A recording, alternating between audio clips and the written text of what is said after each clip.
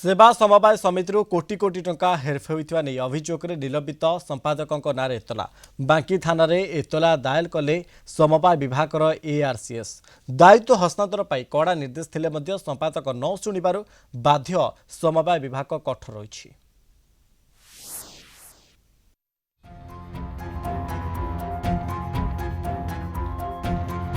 कटक जिला बांकी केन्द्र समवाय बैंक घोड़ाबर सेवा समवाय समितिर पूर्वतन संपादक रमेश चंद्र साहू अड़ुआ बढ़िला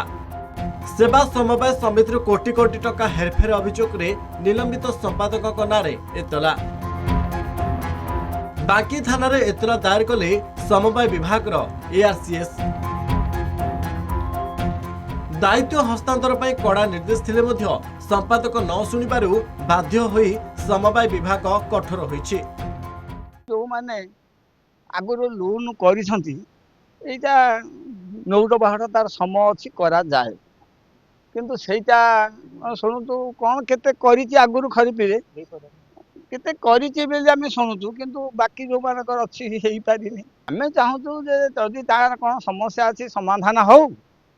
नचेता नुआ सेक्रेटरी आसु जदि समाधान न हेई पारुछि तेरे नुआ सेक्रेटरी आसिले हम एई सोसाइटी सुरपुरे चलिबो। सेक्रेटरी तो नहीं माने सेक्रेटरी 2-4 मास है से सस्पेंड होइछि ना कोन होइछि ई जो नेम्बर माने जाउथबे से जानि थे आमे नेम्बर एथरे नाउ से 10-15 जन अछंती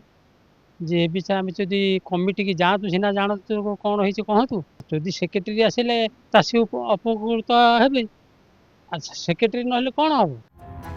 घोड़ाबर सेवा समवाय समिति रे 723 सभ्य अछंती 115 चाषी ऋण कारबार करुछंती मात्र निलंबित संपादक दायित्व हस्तांतर करुनथिबारु चाषी माने सरकारी सुविधा सुजोग रु वंचित होउछंती। सेपटे निलंबित संपादक कहिसंती घोड़ाबर समिति अर्थ हेरफेर करनाहंती बांकी एआरसीएस कहिसंती पुलिस रो हस्तक्षेप परे जदि दायित्व न दियंती तेबे चाकरी संपूर्ण बहिष्कार करने को उपरिस्थ अधिकारी को जणाई दिया दी पाखे है कि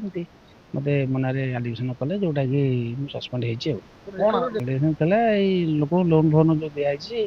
आ जमीन बाड़ी न थाई कि दिया छि एमि सब विभिन्न कारण दिया छि राजनीति आ दी पक्ष है कि मते सस्पेंड करछि राजनीति सेठी हमर भर्ता प्रेसिडेंट थिले तन करी से राजनीति आज मोर एक्चुअली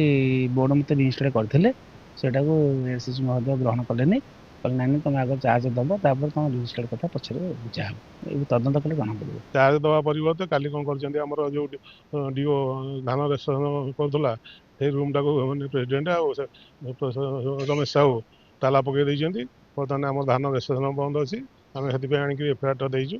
थाना हम देलु से कहले मु एटा देखुची देखि यदि ये हबो मु जहा ये करबी कागज हैंड ओवर कोनी देले हो तार गलती जଣା पड़ी जिवो धरा पड़ी जिवो हेति पे ता सी आ ता मैनेजमेंट चाहउचंदी माने केमति हम ये करबू समवाय विभाग निर्देश को फू करी उड़े दौथिबा बाय बाय कर दौथिबा घोड़ाबर समवाय समितिर संपादक को निलंबित करिथिया बेले किंतु जो राज्य सरकार एवं समवाय विभाग निर्देश को मानु नथिबा ए समिति संपादक दायित्व हस्तांतर करू नथिबा समिति संपादक को थाना रे अभियोग करबा परे मध्य